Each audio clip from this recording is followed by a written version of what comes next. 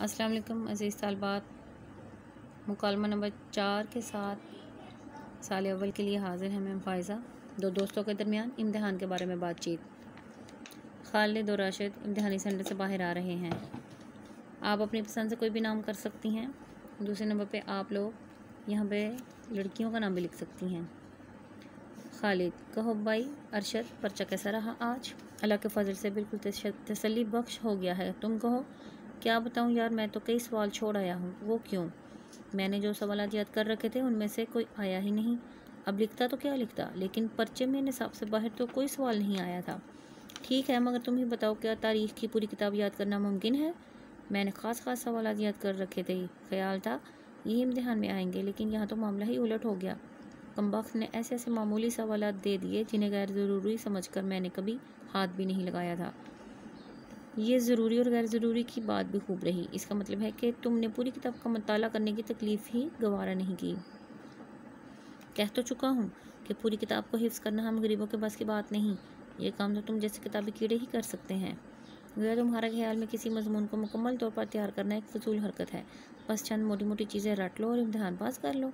और क्या, आजकल सभी तालिब इल्म ऐसा ही करते हैं।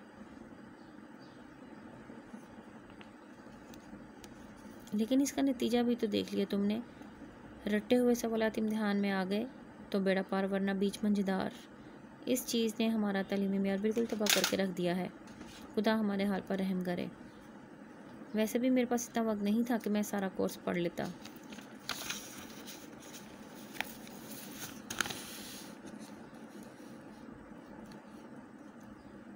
उसके बाद आपको मालूम है मैट्रिक का रिज़ल्ट छुट्टियों में आया। क्लासेस शुरू होते ही सितंबर का आधा महीना भी गुजर गया। एक मज़ीद ऊपर पहले डायलॉग है कि तुम्हारे पास पूरा साल था। तुम कैसे कह सकते हो कि तुम्हारे पास वक्त कम था? आपको मालूम है मैट्रिक का रिज़ल्ट छुट्टियों में आया। क्लासेस शुरू होते होते सितंबर का आधा महीना भी गुजर गया। जब पढ़ाई शुरू हुई तो तमाम मज़ामीन अंग्रेज़ी में होने की वजह से समझ ना आए। क्या तुमने मैट्रिक के इम्तिहान के बाद छुट्टियों में FSC की तैयारी नहीं की? इम्तिहान के बाद तो मैंने सैर व तफरीह की। बस यही वजह है कि अगर तुम पहले ही इनकी तैयारी कर लेते तो वक्त की कमी महसूस ना होती। लेकिन हमारे इम्तिहानी सिस्टम भी तो गलत है। सारे साल का कोर्स सिर्फ 3 घंटे में हल करना होता है। आपकी ये बात तो किसी हद तक दुरुस्त है कि हमारा निज़ाम तालीम लॉर्ड मैकाले का बनाया होता है, जिससे क्लर्क तो बन सकते हैं, अच्छे इंसान नहीं। अगर सिस्टम राइज कर दिया जाए तो इम्तिहान में रट्टे से जान छूट सकती है। मैं तुम्हारी इस बात से इत्तफाक करूँगा। तालीम का मकसद सलाहियतों को उभारना होता है। रटने की बात वैसे ही है। रट्टे जैसे तोता बोल तो लेता है, लेकिन उसे मालूम नहीं कि वो क्या कह रहा है। तो फिर तुम भी मेरी तरह मौज किया करो। ये बात तो गलत है। इंसान का काम तो कोशिश करना है। निज़ाम को तो हम तब्दील नहीं कर सकते। अब फर्स्ट ईयर के इम्तिहान ख़त्म हो गए हैं। फर्स्ट ईयर के बजाय आप साल अव्वल भी लिख सकती हैं।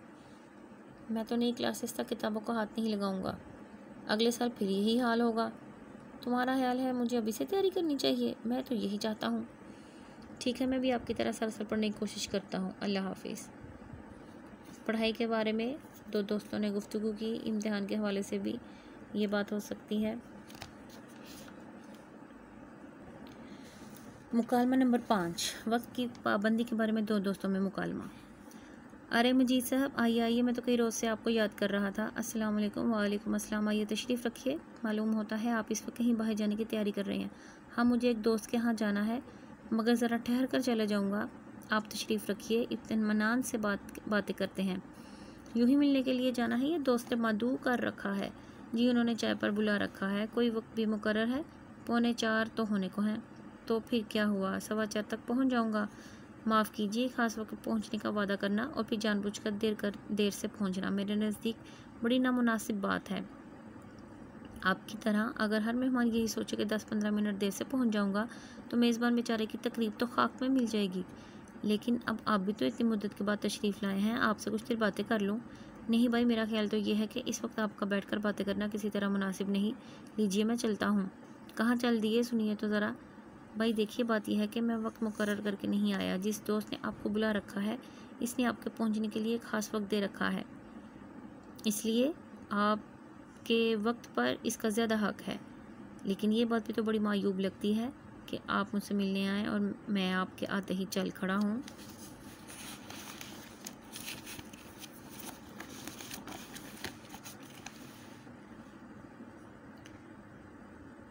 तो वो कहते हैं कि आपको ये बात सिर्फ इसलिए मायूब लगती है कि आपको मेरा बुरा मानने का ख्याल है, लेकिन आप यकीन करें कि आपके जाने से मुझे हरगिज़ शिकायत ना होगी। आमतौर से तो दोस्तों को ऐसी सूरत में बड़ी शिकायत पैदा हो जाती है। मैं ऐसी शिकायत को जायज़ नहीं समझता। हमें पाबंदी वक्त का ख्याल रखना चाहिए। अगर मेज़बान को किसी ज़रूरत से बाहर जाना हो तो मालूम होते ही फ़ौरन उठ खड़ा होना चाहिए।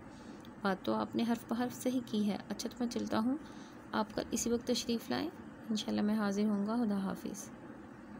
मुकालमा नंबर 6 है तालिब इल्म और बस कंडक्टर के दरमियान मुकालमा। कंडक्टर, कहाँ जाओगे? रावी रोड। लाओ 2 रुपये दो और टिकट लो। मैं तालिब इल्म हूँ, रियायती टिकट लूँगा। आजकल तातीलात हैं, तुम्हें कौन सा स्कूल जाना है? मैं स्कूल नहीं, कॉलेज जाता हूँ, वहाँ मुझे लाइब्रेरी जाना होता है। रोज़ाना 10 बजे मैं सफ़र करता हूँ। मैं 2 रुपये से कम में नहीं ले जाऊँगा। 2 की बजाय आप 10 भी लिख सकती हैं, 20 भी लिख सकती हैं। तो मुझे ये बताओ कि क्यों नहीं ले जाओगे? क्या गवर्नमेंट ने हमें रियायत नहीं दे रखी? छुट्टियों में कोई रियायत नहीं होती। छुट्टियों में तालिब इल्म अमीर हो जाता है या वो मुलाज़म बन जाता है, इसलिए इसकी रियायत सल्ब हो जाती है। मैं कुछ नहीं जानता बाबू, 2 रुपये दे और टिकट ले, वरना बस से उतर और पैदल मार्च कर। मैं हक पर हूँ, मैं अपने हक की हिफाजत करना जानता हूँ। मैं तुझे जुल्म नहीं करने दूंगा, ये सरासर ज़्यादती है। इस दौर में हक ना हक कौन जानता है? टिकट ले या तुझे धक्का देकर अभी चलता करूँ। हवदा जो ज़्यादती के कलमात इस्तेमाल किए। आज तो ज़्यादती करेगा, कल तेरी वो कुछ गत बनाएंगे कि नानी याद आ जाएगी। ये बातें किसी और को सुनाना, मैं तो एक पैसा नहीं छोड़ूंगा। मुझे काम करना है, तुम वक्त ज़ाया करते हो। बाबू टिकट लो, टिकट। 1 रुपये का आजकल कोई टिकट नहीं चलता, मुझे तेरा बंदोबस्त करना ही पड़ेगा। तालिब इल्म कहता है, तूने अगर बदतमीज़ी की तो अभी तेरे खिलाफ थाना पुलिस में रिपोर्ट दर्ज करवाऊंगा। मैं तेरी रिपोर्ट को तो बाद में देखूंगा, पहले शनाख्ती कार्ड दिखा कि तू तालिब इल्म है भी या नहीं।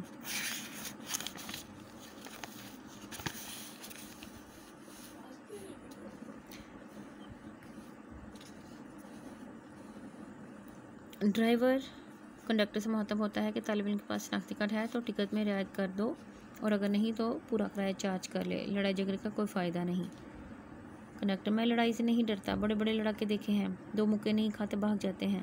तो मेरा शनाख्ती कार्ड देख ले, मैं तेरे मुक्के को भी देख लूँगा। ये ले शनाख्ती कार्ड, इसकी मियाद गुजर चुकी है, ये गुज़िश्ता साल का है, मुझे नया कार्ड दिखाओ। अभी नए कार्ड जारी नहीं हुए, नए साल में जब नया दाखिला होगा तो नए कार्ड बनेंगे। हर तालिब इल्म के कार्ड का एक महदूद अरसा होता है। मैं कॉलेज में जिस सेशन के लिए हूँ इसका मेरे पास कार्ड है, नए तालिब इल्मों के लिए बनेगा। कंडक्टर कहता है, मैं ज़्यादा तफसीलात में नहीं जाऊँगा, ये शनाख्ती कार्ड पुराना है, इस पर रियायत नामुमकिन है। मेरा कॉलेज आ गया, मुझे उतार दे। 1 रुपये लेने हैं तो ले ले। तूने तो इस लेदे में 20 सवारियों के टिकट नहीं बनाए, कौम का कितना नुकसान किया। मैं सवारियों की परवाह नहीं करता, मुझे सिर्फ तालिब इल्मों से वास्ता है। ये हम कंडक्टर के दुश्मन हैं, कौम जहाँ जाती है जाए मुझे क्या, मैंने तालिब इल्म को दुरुस्त करने की ठान रखी है।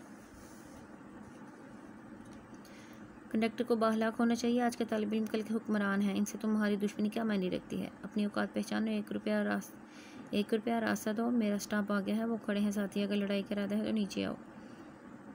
पहले बात नहीं आती थी, गला खुश्क हो रहा था, अब साथी को देखकर शेर हो गया है। मैं कोई तब पागल हूँ कि अब अपनी हम मरम्मत करा लूँ। बस बन गया कि दर्जा तुझे माफ़ किया। 1 रुपये का टिकट काट दे, ये कौमी अमानत है, इसे हजम न कर लेना। 20 तालिब इल्म रोज़ाना टिकट नहीं कटवाते, वो कौमी अमानत क्या हुई। तुझे इनसे पैसे लेकर टिकट बनाना चाहिए ताकि तो अपनी ज़िम्मेदारी से ओहदा बरा हो सके। इनका जुर्म इनके खाते में जाएगा। मेरा टिकट दिया, खूब। अस्सलाम वालेकुम। ये जनाब एक तालिब इल्म और बस कंडक्टर के दरमियान मुकालमा था। आए दिन ऐसी सूरत हाल जो है वो स्टूडेंट्स को पेश आती रहती है। अब हम देखते हैं निज़ाम तालीम के बारे में 2 दोस्तों का मुकालमा। थोड़ी सी तमहीद के तौर पर इन्होंने यहाँ पे लिख दिया है कि एक मोहल्ले में ही 2 दोस्त थे और फिर एक दिन सरेराह उनकी मुलाकात हो जाती है।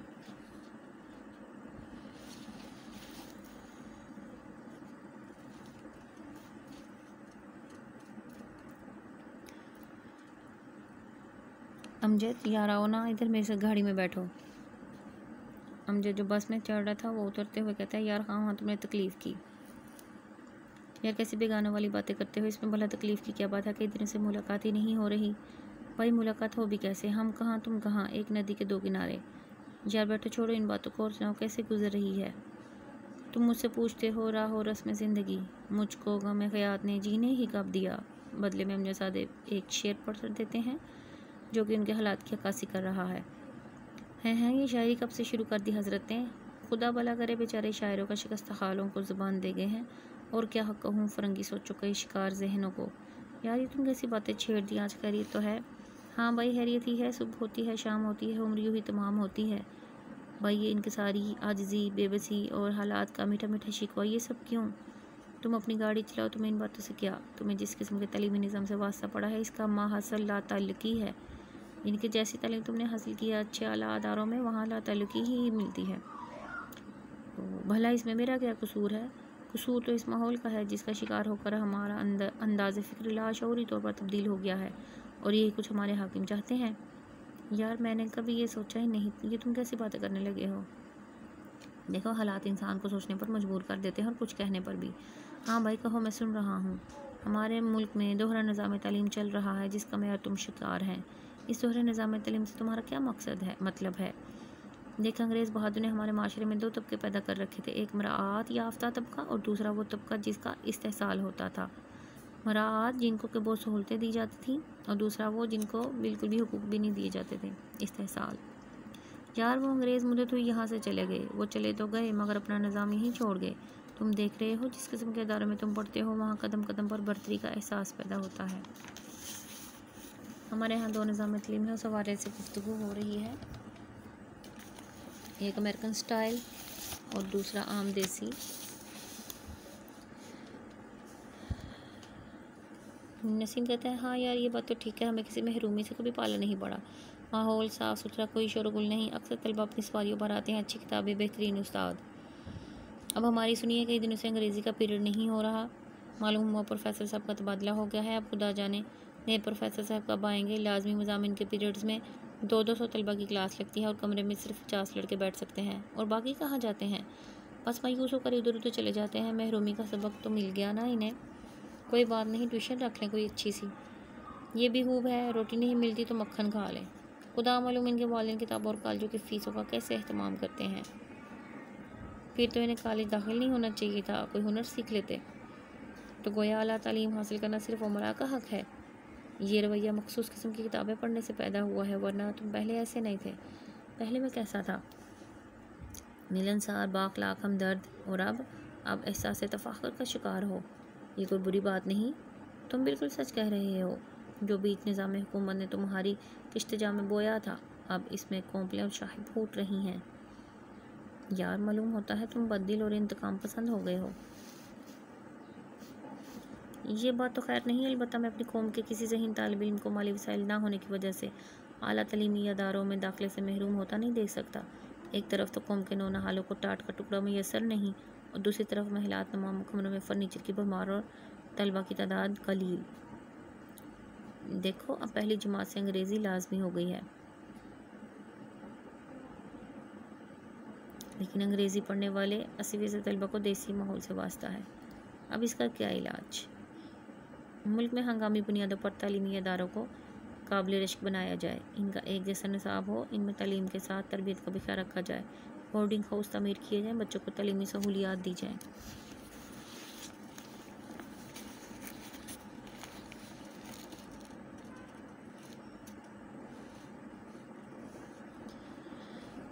और फिर इसका फ़ायदा क्या होगा? कौम में अहूद के जज्बात पैदा होंगे, अच्छे जहन आएंगे, तमीज़ बंदा या का ख़त्म हो जाएगी, यानी कि मालिक और ग़ुलाम की तमीज़। एहसास महरूमी का खात्मा होगा, हमदर्दी का मादा पैदा होगा। वाकई यार हम तो लाशऊरी तौर पर अपने आप को एक अलग आसमानी महलूक समझने लगे थे। शुक्र है तुम्हारे अंदर एहसास की शमा भी बुझी नहीं। हर फ़र्द अहम और खुसूसी तवज्जो को मुस्तहिक है। हज़रत अल्लामा ने क्या खूब कहा है, फ़र्द कायम रब्त मिल्लत से है तन्हा कुछ नहीं। फ़र्द कायम रब्त मिल्लत से है तन्हा कुछ नहीं, मौज है दरिया में और बैरून दरिया कुछ नहीं। तो जनाब ये था एक और साल अव्वल के हवाले से मुकालमा। अब देखते हैं महंगाई के मौजू पर। दो ख़वातीन का मुकालमा। एक ही गली की दो ख़वातीन हैं जो शॉपिंग के लिए जा रही हैं और फिर सिलसिला कलाम उनका कैसे शुरू होता है। अस्सलाम वालेकुम सरवत बहन, सुनाइए क्या हाल है। वालेकुम अस्सलाम फ़ौज़िया बहन, मैं ठीक ठाक हूँ, आप सुनाइए कैसे शब-ओ-रूज़ हैं आपके, बच्चे कैसे हैं, मियाँ के मिजाज कैसे हैं। बस शुक्र है जो वक्त गुजर जाए, बच्चे माशाल्लाह ठीक हैं, बस मियाँ के मिजाज ज़रा बिगड़े रहते हैं। क्यों जी, खैरियत तो है, वो तो बड़ी ज़िंदा दिल और खुश अखलाक इंसान है। इन जैसा तो हमारी गली में कोई नहीं, जब मिलेंगे मुस्कुराते चेहरे के साथ।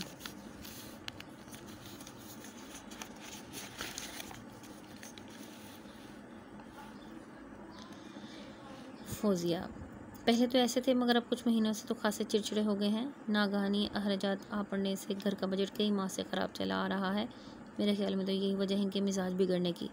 गुज़िश्ता 3 साल से इनकी तनख्वाह में 1 रुपया भी इजाफा नहीं हुआ और महंगाई आसमान से बातें कर रही है। हाँ बहन फ़ौज़िया, ये वजह होगी, इस आलम महंगाई ने तो सबके नाक में दम कर रखा है। बस ये चुप ही भली, अब तो 100 रुपये का नोट देखते ही देखते महंगाई के हजूम में यूं गुम हो जाता है जैसे गधे के सर से सींग। पता नहीं हमारा क्या बनेगा हमारा आमलेट, बस पिस जाएंगे महंगाई की चक्की में। हाँ अलबत्ता कफ़ायत शहरी बहुत अच्छी चीज़ है और ये जो कहते हैं कि कफ़ायत गरीबों की टकसाल है, वो बिल्कुल सच है। हमें कुछ ना कुछ ज़रूर बचाना चाहिए, रखी हुई चीज़ काम आ ही जाती है, चाहे जहर ही क्यों ना हो। लेकिन सरवर साहिबा, आप ज़रा हमारी तनख्वाह में महीना भर का बजट बना कर तो दिखाएं, फिर मानूंगी आपको क्या इल्म नहीं कि इस वक्त महंगाई कहाँ से कहाँ पहुँच चुकी है। गरीब तनख्वाहदार तबके की हालत तो बयान करने के काबिल नहीं, और इधर से बिलों की भरमार। अल्लाह मेरी तौबा, अभी पिछले माह हमने बिजली का बिल 2000 रुपये अदा किया था और अब फिर 1600 का आया रखा है। अब बताइए हम क्या करें। इसके अलावा दीगर बिल भी नाकाबिले बर्दाश्त हैं। तो जनाब एक शेर शामिल कर दिया यहाँ उन्होंने, आ अंजलि मिल के करें आ हुजारियाँ, तू हाय गुल पुकार मैं चिल्लाऊँ हाय दिल। देखिए फ़ौज़िया, इस महंगाई के सैलाब को दावत देने में कुछ हमारा भी दखल है। नाहक हम मजबूरों पर ये तोहमत है मुख्तारी की। फ़ौज़िया ने भी एक मिसरा लगा दिया कि जी हम पर ये नाहक है तोहमत कि हमने खुद महंगाई की है। नहीं नाहक नहीं, कुछ दखल हमारा है ज़रूर। मसलन बेजा खरीदारी, सामान तय्युशात का हुसूल, हर काम में नुमाइश और फजूल खर्ची। ये बात तो आपकी ठीक है, लेकिन जायज़ अखराजात करने वालों पर भी तो अरसा हयात तंग है।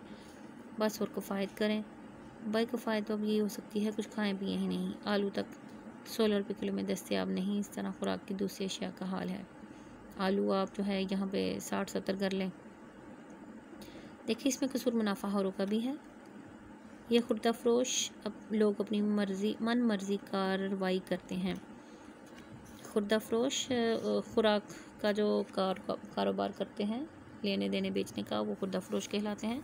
और कार्रवाई असल लफ्ज़ जो है वो बिल्कुल ठीक यहाँ पे लिखा हुआ है, कार्रवाई में डबल रे आती है।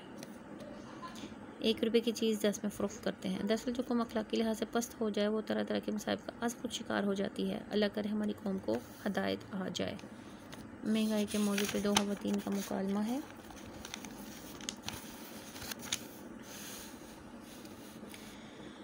आमीन। रातों रात अमीर बन जाने के जुनून ने ये सारी मुसीबतें खड़ी कर दी हैं। दूसरे कनात की दौलत जो कि असल दौलत है, इसे हासिल करने की कोई तदबीर नहीं। अच्छा बहन, हम तो दुआ ही कर सकते हैं। अच्छा जी खुदा हाफिज़, मैं ज़रा मार्केट तक जाऊँगी, वहाँ सुना चीज़ें सस्ती हैं। अच्छा जी खुदा हाफिज़, आप ख़रीदारी करके आएंगी तो मैं आपसे कीमतों के बारे में मालूम करूँगी। और दोनों मुख्तलिफ समतों पर रवाना हो जाती हैं। बेरोज़गारी भी एक अहम मसला है नौजवानों में। अगला मुकालमा ये है, दफ्तर रोज़गार के बाहर दो तालीमी याफ्ता नौजवान मायूसी के आलम में बैठे हैं। दफ्तर के खुलने का इंतज़ार कर रहे हैं और आहिस्ता आहिस्ता आपस में गुफ्तगू शुरू कर देते हैं। अस्सलाम वालेकुम, दफ्तर खुलने का टाइम तो हो गया है मगर। वालेकुम सलाम, मालूम होता है आप भी तलाशी रोज़गार के सिलसिले में तशरीफ़ लाए हैं। हाँ जी यही मसला है और आप भी गालिबन इसी चक्कर में यहाँ तशरीफ़ लाए हैं। हमारा हाल तो बकौल अदम ये हो गया है। अदम एक शायर का नाम है। अरे मैं गुसारो सवेरे सवेरे खराबात के गिर्द फेरे पे फेरे। बिल्कुल सच कहा आपने। जब रात नींद ना आए तो फिर सवेरे सवेरे इलाज गम तलाश करना पड़ता है। 3 साल से इसी तरह खाक छानता फिर रहा हूँ और मैं भी 2 साल से इसी कर्ब का शिकार हूँ। कोई हल नहीं निकला इस गर्दाबे बला से निकलने का। अब तो घर वाले भी तानाज़ानी करने लगे हैं। बड़ा दुख होता है इनकी बातें सुनकर। दुख तो होता है मगर वो भी क्या करें, कहर दरवेश पर जाने दरवेश, कितनी मुसीबतें झेल कर उन्होंने हमें पढ़ाया। इन्हें क्या खबर थी कि फल फूल ला के बाग तमन्ना उजड़ जाएगा। आपने तो दुख की रग पर हाथ रख दिया है। मेरे वाले साहब भी गरीब देहाती मजदूर हैं। सुबह सवेरे मजदूरी मिल गई तो किसी दिन तवील इंतज़ार की कुल्फतें समेट कर घर लौट आते हैं। मेरे हालात भी आपसे मुख्तलिफ नहीं। मेरे वालिद यहाँ शहर में एक बड़े दफ्तर में चपड़ासी हैं। हम 6 बहन भाई हैं, बड़ा मैं हूँ। मुझे वालिद साहब ने बड़ी मुश्किल से BA कराया। इन्हें उम्मीद थी कि शायद मैं इनका सहारा बन सकूँगा, मगर अभी तक इनकी ये उम्मीद पूरी नहीं हो सकी और इनके दफ्तर में किसी ने इनकी नहीं सुनी। भाई गरीबों को कौन सुनता है। मैंने भी कम कर रखा है, मगर जहाँ भी जाता हूँ जवाब नफ़ी में मिलता है। इलाके के MNA होगा,